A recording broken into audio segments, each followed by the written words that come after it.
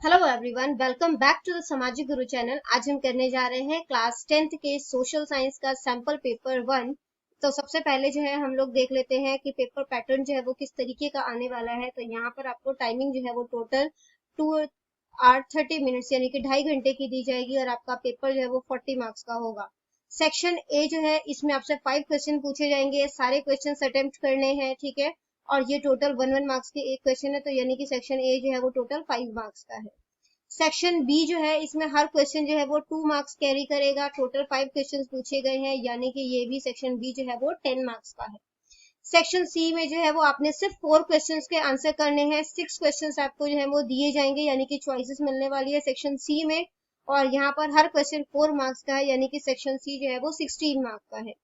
Section D जो है वो सोर्स बेस्ड क्वेश्चन है, यानी कि आपके बुक से कोई भी पैराग्राफ आपको दे दिया जाएगा, उसी से रिलेटेड क्वेश्चंस जो है वो पूछे जाएंगे। तो आंसर्स आपको जो है ये वाले याद करने की जरूरत नहीं पड़ेगी, बल्कि पैराग्राफ के अंदर से ही मिल जाएगा। ये 3 क्वेश्चंस पूछे जाएंगे, हर क्वेश्चन 1 नंबर का है, तो टोटल ये 3 मार्क्स का हो गया। सेक्शन ई जो है ये 2 पार्ट्स में डिवाइडेड है। एक आपको इंडिया का मैप पूछा जाएगा, ठीक है। आपको 4 चीजें पूछी जाएंगी, कोई भी 3 प्लेसेस जो है वो आपने शो करना है। वहीं पर आपको जो है वो पंजाब का मैप दिया जाएगा, उसमें भी आपने जो है वो 4 चीजें पूछी जाएंगी, कोई भी 3 चीजें बतानी है। तो आइए अब इसके सॉल्यूशंस जो है वो देख लेते हैं। विच union has the highest density of population, तो कौन सी यूनियन टेरिटरी में जो पॉपुलेशन डेंसिटी है वो सबसे ज्यादा है, तो वो है दिल्ली, ठीक है।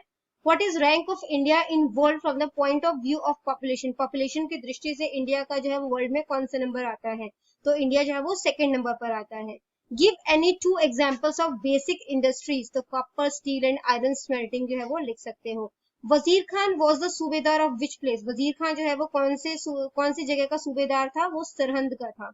Mention the terms of the office of a governor, governor जो है वो कितने टाइम पीरियड के लिए काम करता है, 5 years, ठीक है। सेक्शन बी, पहला क्वेश्चन है आपका, what is the difference between milch cattle and working load animals. Milch जो होते हैं वो दुधारू जानवर होते हैं, ठीक है, मिल्च एनिमल बोला जाता है उन्हें। तो milch cattles are the animals from which we get milk, such as cow, buffalo, goat, ठीक है। Whereas working load animals are those which help the farmers in heavy work like transportation and working in the field such as oxen. तो जो milch animal होते हैं वो दूध देने वाले जानवर होते हैं, जैसे गाय, भैंसे, ये सब हो गई। वहीं पे जो भार ढोने वाले जानवर होते हैं, ये किसानों की जो है वो भारी कामों में मदद करते हैं, जैसे सामान को एक जगह से दूसरी जगह लेकर जाना, खेतों में काम करना, जैसे कि बैल करते हैं, ठीक है। नेक्स्ट क्वेश्चन है, what were the causes of nationalism of coal production, coal production जो होता है, कोल का उत्पादन होता है, उसको जो है वो नेशनलाइज कर दिया गया, तो इसके क्या कारण थे।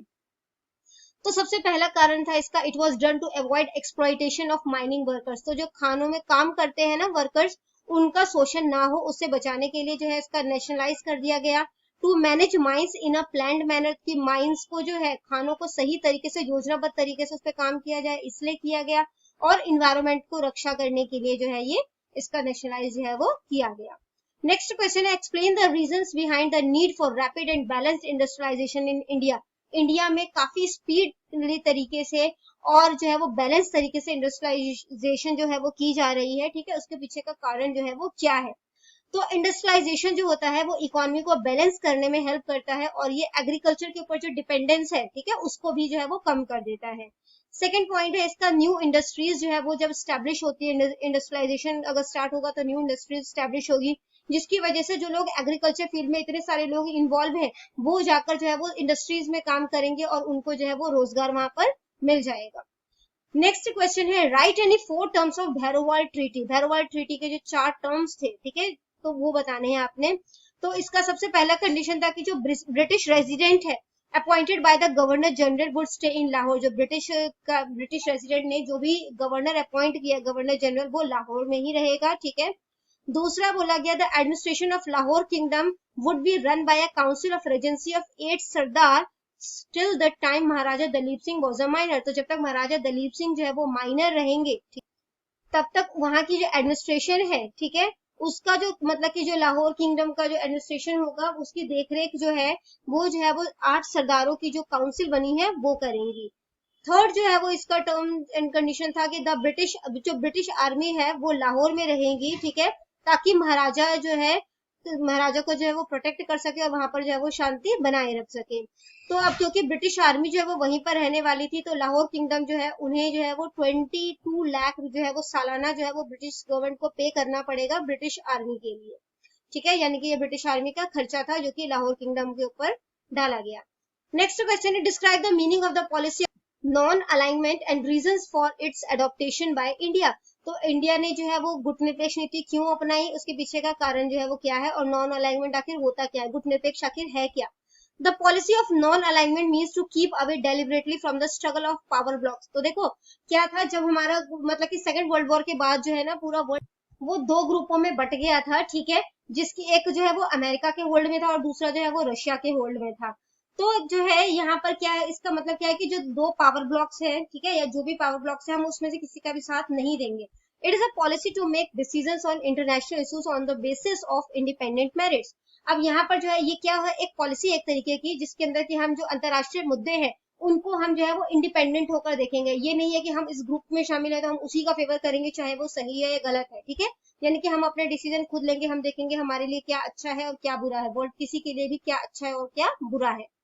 तो इंडिया ने जो है वो नॉन अलाइन पॉलिसी जो है वो क्यों जो है वो मतलब अडॉप्ट किया।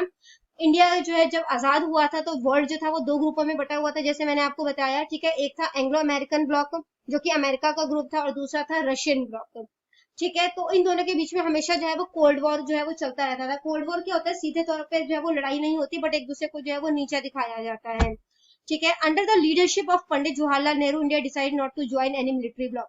तो पंडित जवाहरलाल नेहरू जो है उनकी लीडरशिप के अंदर, उनके नेतृत्व के अंदर जो है वो इंडिया ने डिसाइड किया कि हम लोग किसी भी ग्रुप में जो है वो शामिल नहीं होंगे, किसी भी मिलिट्री ब्लॉक में शामिल नहीं होंगे। As India was not align to any of military blocks, it followed its own foreign policy of non alignment independently। अब इंडिया क्योंकि किसी के भी फेवर में नहीं था, ठीक है, तो इसने जो है वो अपनी नीति बनाई, नॉन अलाइनमेंट जो है वो इंडिपेंडेंटली यानी कि गुटनिरपेक्ष बना रहेगा ये, और फॉरेन पॉलिसी को जो है वो उसी तरीके से देखेगा। तो ये उसके सिद्धांतों में, फॉरेन पॉलिसी के सिद्धांतों में जो है वो शामिल हो गया। सेक्शन सी पे आ जाते हैं हम लोग यहाँ पर। तो सबसे पहला पूछा गया है आपसे कि explain the classification of natural vegetation. Vegetation क्या होता है, पेड़ पौधे, जंगल वगैरह, ठीक है, in India on various basis. तो कितने तरीके के वेजिटेशन है वो आपने जो है वो बताने हैं, ठीक है। तो सबसे पहले हम इसको जो है वो डिवाइड कर रहे हैं एक्सेसिबिलिटी। एक्सेसिबिलिटी होता है पहुंच, ठीक है, तो हमारी पहुंच कितने तक है। तो यहाँ पर जो है वो 18% जो फॉरेस्ट एरिया है इंडिया का are such which are situated on a high slope of Himalaya. So Himalaya की काफी ऊंचाइयों पर जो है वो 18% फॉरेस्ट है, ठीक है, जिसकी वजह से वहां जो है वो इंसान जो है वो नहीं पहुंच पाते और वो इनएक्सेसिबल है, ठीक है, मतलब कि वहां पर जो है वो नहीं पहुंच पाते हैं। जबकि जो 82% जो फॉरेस्ट है टोटल, वो जो है वो हमारे योग्य के लिए है, ठीक है, हमारी वहां तक पहुंच है। अब अगर हम लीव्स के अकॉर्डिंग जो है वो उसको डिवाइड करें तो 5% जो टोटल एरिया है मतलब फॉरेस्ट का हमारी कंट्री में, उसमें से जो है 5% जो है वो पॉइंटेड जो है लीव्स वाले जो है आप कह सकते हो जंगल है, और जबकि 95% जो जंगल है वो ब्रॉड लीव यानी चौड़ी पत्तियों वाले जंगल हैं, ठीक है।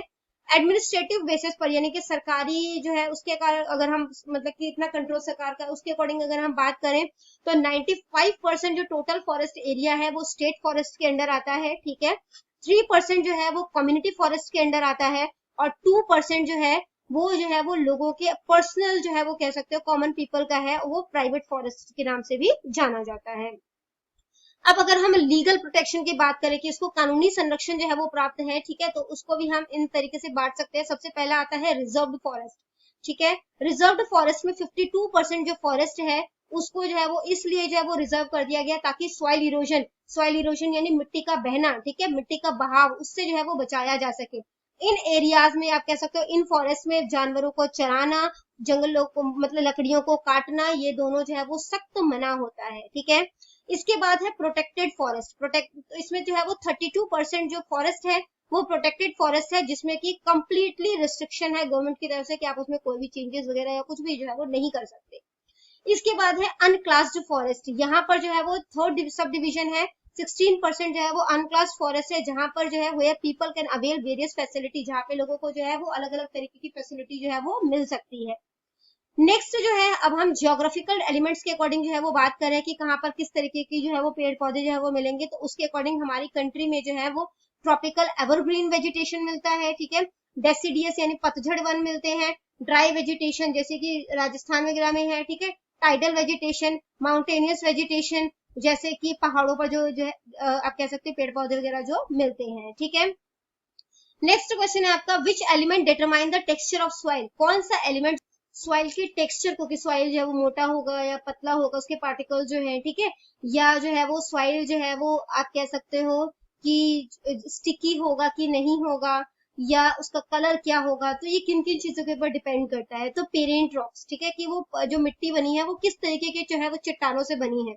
In the form of bedrock, the sedimentary rock of the great northern plains of the country provide the best type of soil, largely because of accumulation of different types of minerals.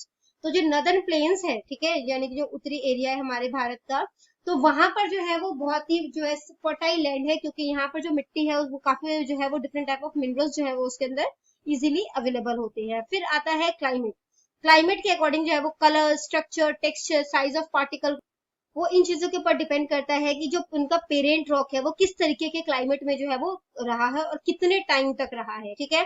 फिर आ जाता है आपका slope, slope यानी कि ढाल। Beside climate, slope of an area also contributes a lot to the development of the soil. तो climate के अलावा स्लोप जो है वो भी काफी ज्यादा कंट्रीब्यूशन देता है। नेचुरल वेजिटेशन, यानी कि वहां पर किस तरीके के पेड़ पौधे जो है वो पाए जाते हैं, ठीक है, ताकि वो सॉइल को कौन कौन से न्यूट्रिशन जो है वो दे रहे हैं। इसके अलावा टाइम, ठीक है, तो मिट्टी बनाने का प्रोसीजर जो है वो काफी जो है वो हजारों हजारों साल लग जाते हैं उसमें, तो ये चीजों के अलावा टाइम जो है वो भी इसके ऊपर डिपेंड करता है। नेक्स्ट क्वेश्चन है आपका, describe the importance of agriculture in Indian economy. तो इंडियन इकोनॉमी में एग्रीकल्चर की क्या उपयोगिता है, क्या इंपॉर्टेंस है, उसके बारे में आपने बताना है। क्वेश्चन का आंसर करने से पहले अगर आपको हमारी वीडियोस पसंद आती है, हमारी वीडियोस आपके लिए किसी भी तरीके से हेल्पफुल है, तो चैनल को अभी सब्सक्राइब कीजिए और लाइक करने में बिल्कुल भी कंजूसी मत कीजिए।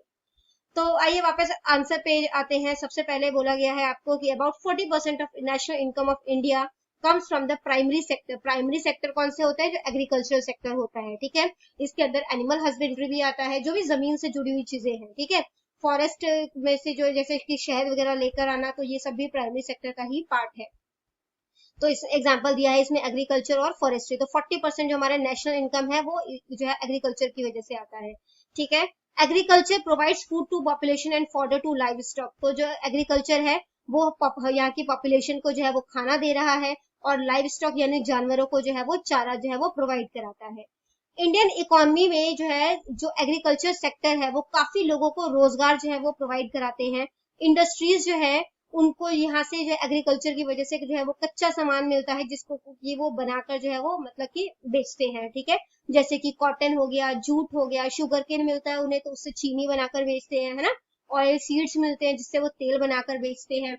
Large number of rural families also depend on agriculture. अगर हम रूरल फैमिलीज यानी कि गाँव वगैरह की बात करें, पिंडों की बात करें, है ना, तो वहां पर जो है वो मोस्ट ऑफ द जो फैमिली है, ज्यादातर फैमिली जो है वो एग्रीकल्चर के ऊपर जो है वो डिपेंड करती है अपने मतलब कि ऑक्यूपेशन के लिए, अपने रोजगार के लिए। फूड ग्रेन्स जो है ये काफी लोगों को जो है वो रोजगार देता है, ठीक है, और गवर्नमेंट को जो है वो काफी ज्यादा टैक्सेस जो है वो इससे मिलते हैं, ठीक है, यानी कि गवर्नमेंट का रेवेन्यू जो है वो इस टैक्सेस की वजह से काफी ज्यादा बढ़ जाता है। स्टेट गवर्नमेंट जो है वो भी इस रेवेन्यू से जो है वो काफी मतलब कि पैसा जो है वो अर्न करती है। नेक्स्ट क्वेश्चन है आपका, describe the Jallianwala Bagh massacre. Jallianwala Bagh जो कांड है उसके बारे में आपने यहाँ पर बताना है। On March 13, 1919, Mahatma Gandhi called for strike to make the Rowlatt bills unsuccessful। तो महात्मा गांधी ने एक स्ट्राइक बुलाई, ठीक है, कि रोलेट बिल जो है उसको अनसक्सेसफुल जो है वो किया जाए, ठीक है। तो वहां पर उसका रिजल्ट क्या हुआ कि पंजाब के कुछ शहरों में जो है वो दंगे शुरू हो गए। इस डिस्टर्ब्ड सिचुएशन को कंट्रोल करने के लिए डॉक्टर सत्यपाल और डॉक्टर किचलू को जो है वो अरेस्ट कर लिया गया, ठीक है। When the residents of the city came to know about the arrest, they observed a strike in the city। तो जब लोगों को पता चला, ठीक है, यहाँ शहरों में, तो वो भी जो है वो स्ट्राइक पर आ गए। तो प्रोसेशन वाले, तो उसमें से एक ग्रुप कह सकते हो आप, जो कि ये मतलब कि प्रोसेशन कर रहे थे, ठीक है, जुलूस कर रहे थे, तो वो शांतिपूर्वक तरीके से जो है वो डिप्टी कमिश्नर के घर के बाहर जो है वो चले गए। But it was stopped outside the gate of the hall. लेकिन उन्हें गेट के हॉल के बाहर जो है, हॉल के गेट के पास ही जो है वो रोक दिया गया, ठीक है, बाहर ही रोक दिया गया। British soldier open fire on them. तो ब्रिटिश सोल्जर ने उनके ऊपर जो है वो ओपन फायरिंग करनी शुरू कर दी। काफी लोग जो है वो घायल हो गए। तो गुस्से और जो है वो लोग, क्योंकि लॉलेसनेस था ही नहीं, है ना, सीधा तुम लोग फायरिंग कर रहे हो, तो इसके खिलाफ जो है 25,000 लोग जो है वो अमृतसर के और आसपास के गांव से जो है वो इकट्ठा हुए जलियांवाला बाग में। कब हुए थे? बैसाखी वाले दिन, ठीक है, अप्रैल 13 को। इसके बाद क्या हुआ, तो जो जनरल डायर है उन्होंने इस मीटिंग को जो है वो अनलॉफुल यानी कि गैर कानूनी घोषित कर दिया, ठीक है। वो जलियांवाला बाग के जो एंट्रेंस गेट है वहां पर जो है वो 150 सोल्जर्स के साथ जो है वो आ गए, और वहां पे जो है वो बाहर निकलने का जो है वो एक ही रास्ता था, वो बहुत ही नैरो था, संकरा था, ठीक है। तो उस गेट के ऊपर खड़े होकर उन्होंने लोगों को ऑर्डर किया कि वो तितर बितर हो जाए, डिस्पर्स हो जाए, ठीक है, 3 मिनट के अंदर अंदर, जो कि पॉसिबल ही नहीं था। तो 3 मिनट के बाद जनरल डायर जो है उन्होंने फायरिंग के आदेश दे दिए, जिसमें कि जो है वो 1000 लोग जो है वो मारे गए और 3000 से अधिक लोग जो है वो घायल हो गए। नेक्स्ट क्वेश्चन है, डिस्क्राइब द कामागाता मारू इंसिडेंट। कामागाता मारू इंसिडेंट जो है वो क्या है, तो वो बताना है आपने, ठीक है। तो the economic loss of the British government had weaken the Punjabi. तो ब्रिटिश सरकार जो है उसके जो उन्होंने जो आर्थिक कानून बनाए हुए थे, जिसकी वजह से पंजाबी जो है वो काफी ज्यादा जो है वो पंजाबियों को उसने कमजोर कर दिया था, जो उन्होंने कानून बनाए थे, ठीक है। As a result Punjabis started going abroad in search of livelihood, जिसकी वजह से लोग कामकाज की तलाश में जो है वो अब्रॉड जाने लगे, विदेश जाने लगे। They were also going to Canada, वो कनाडा भी जा रहे थे, but the government of Canada passed a law that in future only those Indians could enter Canada who directly came to Canada from any port of their own country. तो वहां की government ने एक law पास किया जिसमें कहा गया था कि सिर्फ वो ही इंडियन जो है वो फ्यूचर में जो है वो कनाडा में आ सकते हैं जो कि अपनी कंट्री के किसी पोर्ट से जो है वो यहाँ पर आए हो, ठीक है। On January 24 1913 AD the high court of Canada cancelled the law of restriction imposed on Indians. तो जनवरी 24 को ये लॉ जो है वो कोर्ट ने जो है वो खत्म कर दिया, ठीक है, हाई कोर्ट ने वहां की। But no shipping company was ready to take the responsibility to drop Punjabis at Canada. लेकिन कोई भी शिपिंग कंपनी जो है वो पंजाबियों को कनाडा जो है वो ड्रॉप करने के लिए राजी नहीं थे, कनाडा के एटीट्यूड को देखते हुए, ठीक है। At that time Baba Gurdeep Singh of the village Sarhali district Amritsar rented out a ship Komagata Maru from Japan. तो वहां उस समय सरहली गांव में बाबा गुरदीप सिंह जी थे, जिन्होंने की जो है वो कामगाता मारू जो कि जापान की शिप है उसको जो है वो किराए पर लिया, ठीक है। ये जो शिप थी ये वहां के पोर्ट वैंकूवर जो है वहां पर पहुंच गई मई 23 को, ठीक है।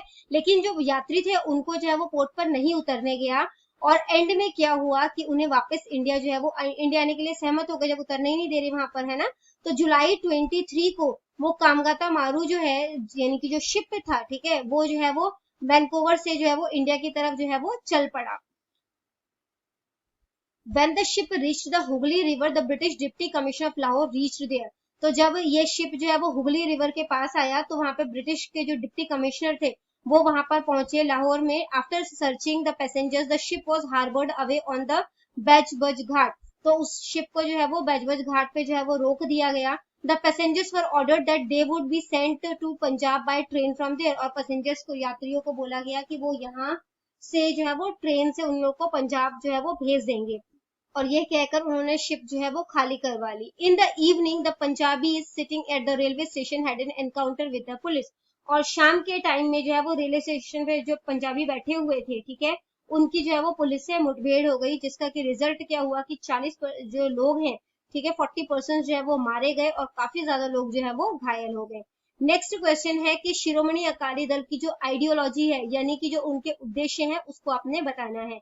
तो मेन आइडियोलॉजी जो शिरोमणि अकाली दल का है वो है to bring about the reforms in the gurudwaras and their management, की गुरुद्वारास में या उसकी जो मैनेजमेंट होता है उसमें जो है वो बदलाव लेकर आना। To maintain believe among the Sikh that their Panth is independent, सिखों को ये जो है वो विश्वास दिलाना कि जो उनका पंथ है वो आजाद है। To end poverty and hunger, गरीबी से जो है भूख से इनसे छुटकारा दिलाना। To make economic setup more just, जो इकोनॉमिक सेटअप है उसको न्यायपूर्ण बनाना, ठीक है। ये ना हो कि अमीर और गरीब का अंतर जो है वो बढ़ जाए, बल्कि दोनों के अंतर को कम करना जो है वो शिरोमणि अकाली दल का मुख्य उद्देश्य है, ठीक है। तो नेक्स्ट जो है वो इसमें क्वेश्चन आपका पार्ट जो है वो डी स्टार्ट हो जाता है। मैं आपको सजेस्ट करूंगी कि पहले आप जो है वो क्वेश्चन पेपर देखिए, ठीक है, उसमें उस जो सोर्स आपको दिया गया है उसको पढ़ो, उसके बाद इसके आंसर जो है वो टैली करो कि आप ये आंसर कर पा रहे हो कि नहीं। What was the name of the son of माई सुखन? माई सुखन जो है उनके बेटे का क्या नाम था? तो उनके बेटे का नाम था गुरदीप सिंह, ठीक है। When did Maharaja Ranjit Singh capture Amritsar? Maharaja Ranjit Singh ने अमृतसर जो है उसको कब कैप्चर कर लिया? तो महाराजा रंजीत सिंह कैप्चर्ड अमृतसर इन 1805 AD। महाराजा रंजीत सिंह जो है उन्होंने जो है वो अमृतसर जो है उसको 1805 एडी में जो है वो कैप्चर कर लिया था। नेक्स्ट क्वेश्चन है, what was demanded by Maharaja Ranjit Singh from Mai Sukhan. Mai सुखन से जो है वो महाराजा रंजीत सिंह ने क्या मांगा? तो उन्होंने दो चीजें मांगी थी, एक तो लोहगढ़ का किला जो कि अमृतसर में है, ठीक है, और दूसरा जो है वो जमजम जो है वो तोप मांगा था, जमजम कैनन मांगा था, ठीक है।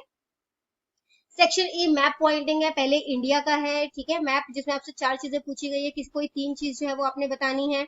और उसके बाद पंजाब का मैप है जिसमें कि आपको 4 चीजें पूछी गई हैं, अगेन आपने जो है वो कोई भी 3 चीजें बतानी है।